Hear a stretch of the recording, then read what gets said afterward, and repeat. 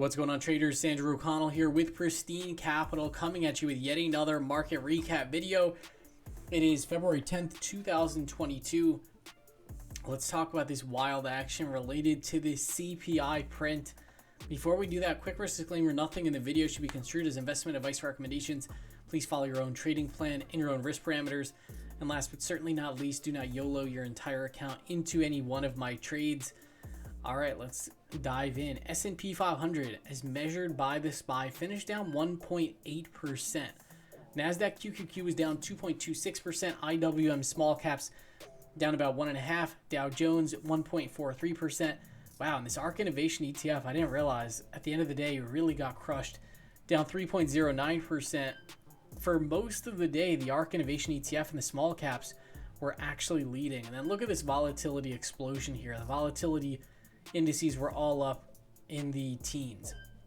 Breadth was pretty much a washout day. You can see best breadth was in the small caps, actually, kind of interesting, at 20%. Let me take off my newswire. My newswire keeps dinging. All right. So overall, this was a bloody day, and it was all catalyzed by this CPI print. So let's talk about this, and let's talk about just what a fly in the ointment this is. So the CPI data, you'll remember yesterday, let me just pull up the chart. Yesterday, look at this candle we got in the S&P 500. It was just a raging bullish candle, and we broke above this monthly points of control. We were above a lot of these key moving averages, and it looked like, man, somebody must know that this inflation print is going to come out light. And everything seemed great. We had heard from a bunch of the Fed speakers, all of them saying, hey, we don't think there's any reason for a 50 basis point rate hike in March. We think 25 basis points is just fine. And as of yesterday, the probability of a 25 basis point rate hike was about 75%, and the probability of a 50 basis point rate hike was about 25%. Then here comes this inflation print. Now the CPI data dropped at 8:30 a.m. and the actual figure was 7.5%. The consensus estimate was 7.3%. So when you actually look at this, the prior CPI data point that came out, it was also very high. But for instance, let's say the consensus was 7.3%. The CPI print last time, I forget what it actually came out at, but it came in at like 7.2, or maybe it was 7.3 right on the nose. And when that happened, the market erupted and had a very nice positive reaction. Remember, when you're looking at these data points, it's all about how the data point came out versus the consensus. Today, we got a slight miss here in that it came out at 7.5%. The consensus was 7.3%. So in the grand scheme, is this that much of a big difference? Not really. In the grand scheme, the consensus was pretty much spot on, right? I mean, they said it was 7.3. Came out at 7.5. That's really like, rounding error, whatever you want to call it. But the way a lot of these algorithms work, they read the number and it's like, okay, this is above estimates. And the way the optics look, it makes it look like, oh my gosh, inflation is running rampant. It's worse than we thought. This is a horrible thing. And when you combine that with a market that ripped to the upside because everyone thought the inflation print was going to miss, it just created a horrible daisy chain of events. So let's take a look at the big story for today, which was these treasuries. These are our 10-year treasury futures. They got absolutely hammered today. And it ended up being a 1.37 ATR move. So that's very big. That's a huge move. And look at the volume on these 10-year treasury futures. So again, a lot of what happens in the market when you get these big moves, it's usually due to players being out of position. And we've been talking about the past couple weeks, hey, everyone was short. The market rallied quite a bit over a few weeks. By the time yesterday came around and we had that huge 1.5% update in the S&P 500, I'm sure a lot of those shorts really got squeezed out and they were pushed out of their positions just in time for this data point that missed. So this was really like a perfect storm of events. And I'm going to be honest, when I saw these 10-year treasury futures slipping, I was like, this is horrible.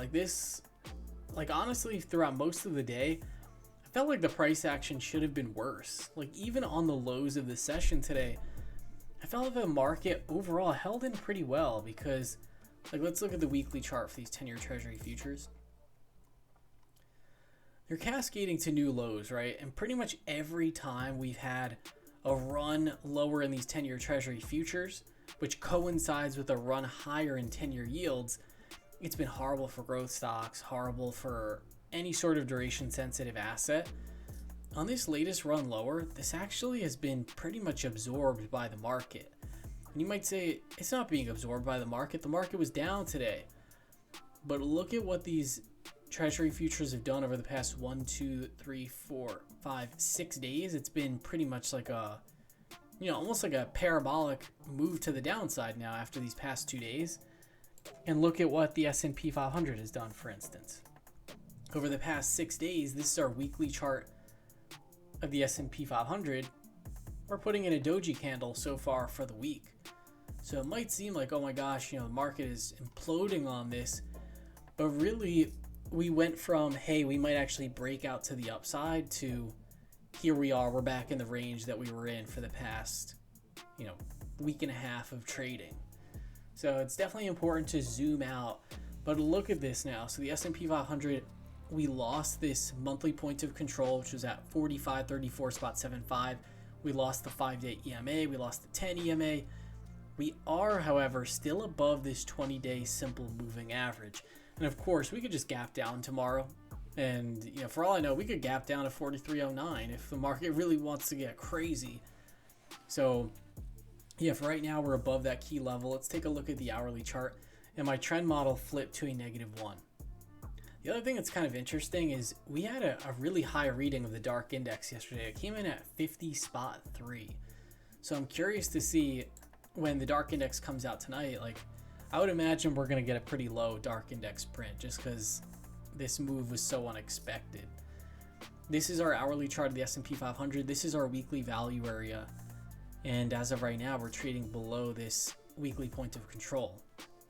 So what this means is that the majority of players that transacted in the S&P 500 last week bought at 44.99. So that means now that we're below it, the majority of people that got long last week are now underwater. So that really puts the pressure on market bulls to get this thing back over that 44.99 very quickly. Will that happen? That remains to be seen. But this was definitely a chink in the armor of the market bulls for sure. All right, let's take a look at the Nasdaq.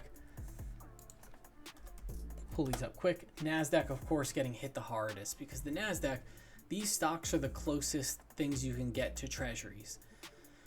So again, Treasuries had a huge move to the downside. But the Nasdaq, of course, this is a huge move. We're down over 2%. But to be honest, we're trading down to levels not seen since 2 days ago. So it might seem like, oh my gosh, this is crazy. But, rewind your life back to 2 trading sessions ago, and that's where we are now. Russell 2000 was down 1.62%. Oddly enough, the Russell is still above this 20-day simple moving average. So there were some oddities. Like, for instance, Snapchat, which is my largest equity position currently. I've been scaling out of it. Snapchat put in another green candle. I noticed some other growth stocks too that there was accumulation in these names even though the market was so weak. So that was like a little positive divergence. But anyway, let's see. Dow Jones finished down 1.46%. This also lost this monthly points of control. Take a look at what the VIX did. This was a big move for the VIX, and the VIX really got crushed over the past 3 or 4 trading days. And then boom, here we are. We're right back up to around this 24 handle, which puts us back right where we were in the prior week. And this coincides with when we were in that consolidation range. So the market looked like it was going to break to the upside, looked like we might test that 50-day moving average on SPY. And here we are again. Market is, one step forward, one step back. So it really just goes to show how for this year of 2022, this is just a very difficult investment landscape in terms of just trying to see higher prices. Like as the year goes on, we're going to have Fed rate hikes, which granted they are pretty much priced in now. So we have those. We also have the tapering of the balance sheet. And this is another area where the optics get very difficult, because now that that data point came in above estimates, now we get the political pressure, which is, hey, Jerome Powell, Americans everywhere, their purchasing power is being inflated away. What are you going to do about it? And so now the Fed has this political pressure as well to put the brakes on inflation and really do whatever they can. So I'm hearing rumors of an emergency rate hike. To be honest, I would actually prefer that. That way people could just stop freaking out. It's one of those things where it's like, if you have a big problem, like, I don't know, name your problem, whatever it might be, sometimes it helps to just take, hey, I'll tackle a small part of it. I almost feel like with these rate hikes, it's like everyone's been talking about the rate hikes, fantasizing about them, having nightmares about them. It's like, just get some of this out of the way. That way we can all feel a little bit better that we're doing something to solve the problem. So an emergency rate hike, who knows how that would be interpreted by the market, but I honestly think, just for like the overall system, I think it would be a good thing. So our heat map, oh my gosh, look at this. We were blood red everywhere. So all these tech stocks just got sparked. Apple was down 2.36%, Microsoft down 2.84%, Google, Amazon, Tesla, Home Depot. You can see across the board, just a lot of these mega caps really got hit very hard. So almost nothing was spared. We had Disney, which finished positive after reporting earnings. We had Micron as well. Let's take a look at Datadog, which reported earnings. Wow, so again, another growth stock that saw accumulation. So oddly enough, the mega caps were sold, but some of these more speculative growth stocks were bought. So Datadog finished up 12.28%. This is going to be an interesting one to watch. If the market had been incredibly strong today, who's to say Datadog wouldn't have closed up at the highs here at 184 or 180? So if the market were to gather some strength, who knows, maybe this one can push up to those levels. And look at the volume on here, very heavy volume. It's very interesting. Another one that reported was Twilio. Twilio, this one did not get a favorable reaction. Look at this. We gapped up incredibly high. In the overnight session, this thing got up to like 260. And this one pretty much lost all the gains. It only finished up 1.93%. Let's take a look at some of these names that reported in the after hours. Let's check it out. Let's take a look at our movers. Wow, look at this. So we have Zillow up 20% in the after hours. And this is both tickers of Zillow. Zillow has Z and ZG. What else do we have? This Sava is up as well. That one's like a pump and dump stock. Cloudflare is up 8.11%. What happened with Cloudflare? Did they report earnings? Let's see.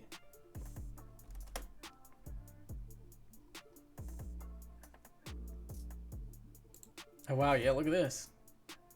Their outlook tops estimates. So this is very interesting. Where like we got this huge move in treasuries.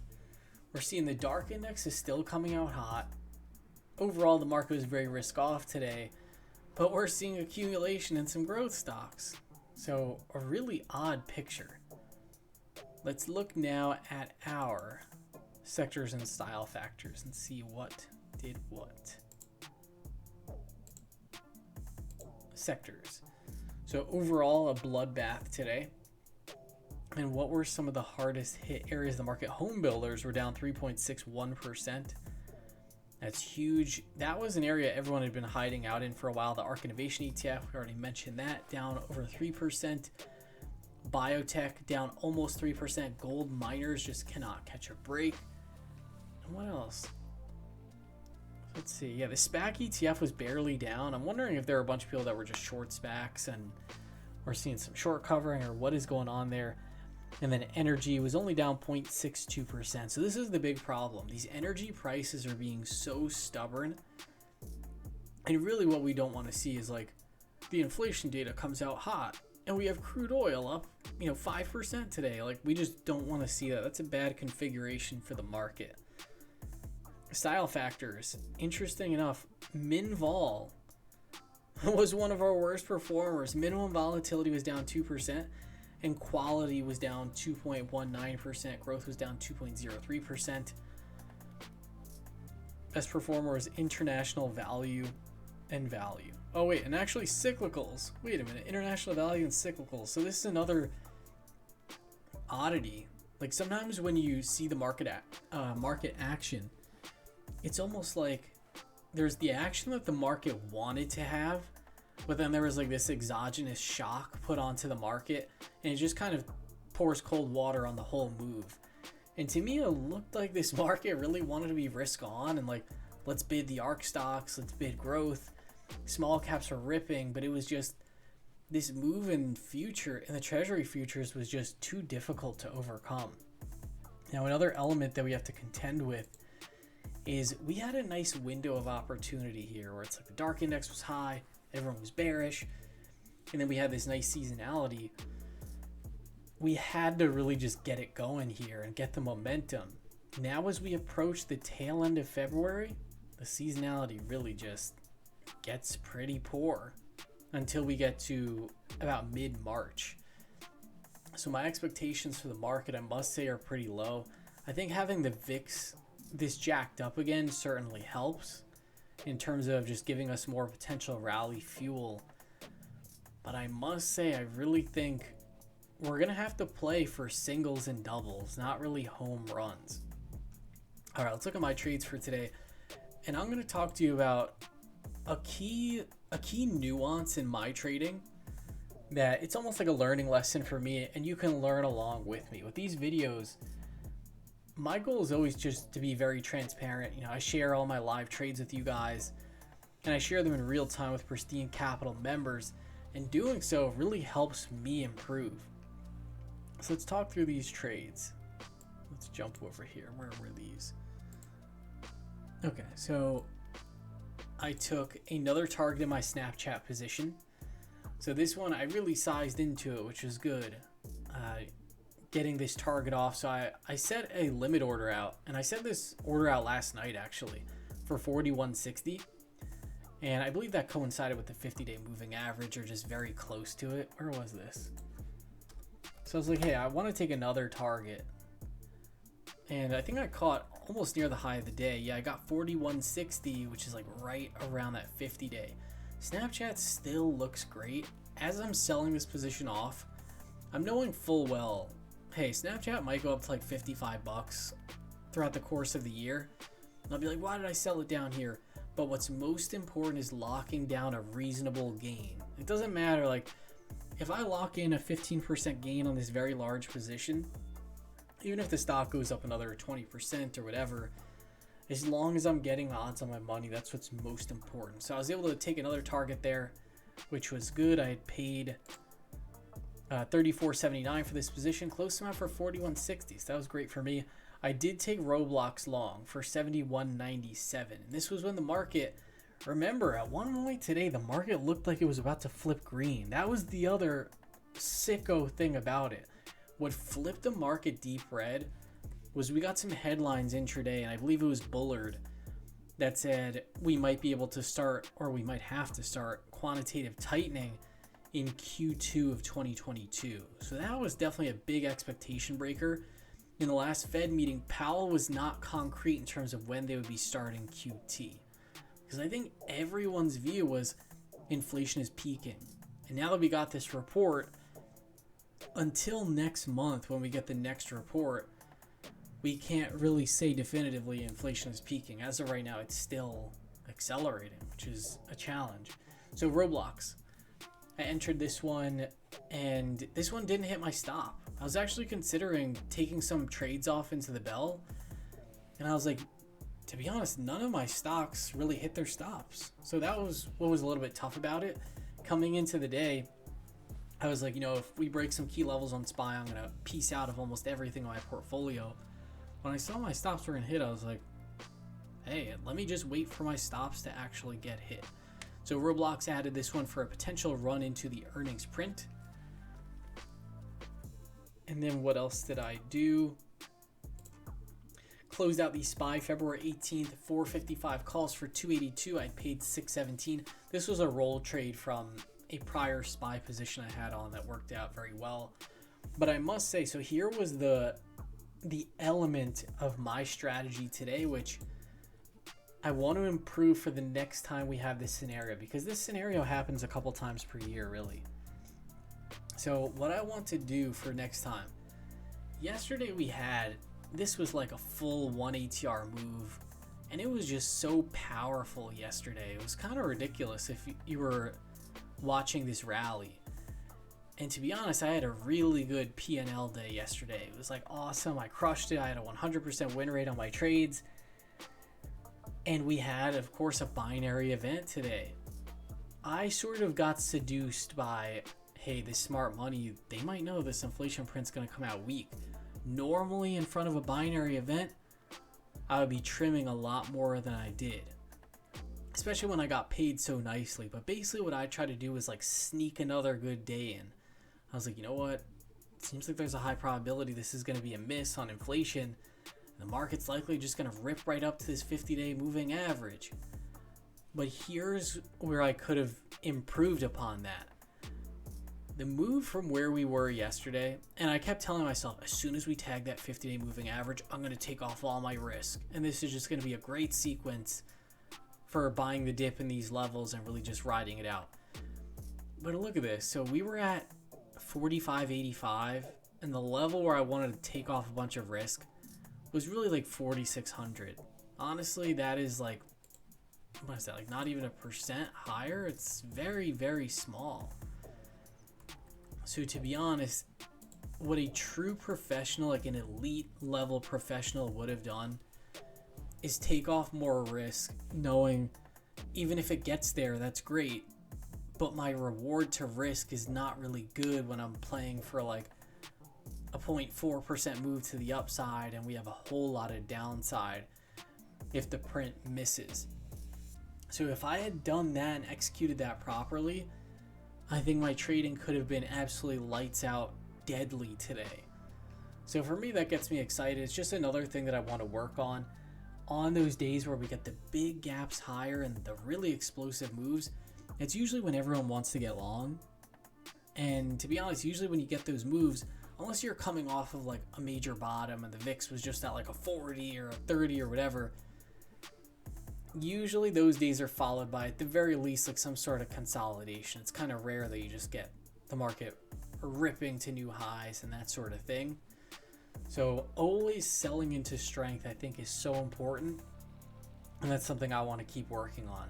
But one thing I did do that was good was I wasn't like FOMO buying everything yesterday. So I know there's a lot of people out there that were doing that, and I actually did take some targets yesterday. So for me, I'm always a perfectionist. I really want to just be the best trader out there. And so for me, I'm always looking for ways to improve. But rest assured, there were definitely a lot of investors out there like haven't been long anything from here, and they were probably loading the boat on longs and really just getting into trouble. So yeah, it's all about just optimizing and always, just trying to get better every day in every single sequence, just trying to take some sort of learning lesson from it. All right, let's really quick go through our options order flow. One thing I want to point out is put buying really was not there today. And it's so funny, like all these other days, this is another thing that I noticed. This is something I need to start incorporating into my process. When the market is struggling to go green and it just is having trouble, hey, it's taking some time, and you're seeing call buying, and there's not really that put buying buoying the market, a lot of times that's where we run into trouble. So like this puts call ratio, this is the lightest put buying we've seen in weeks.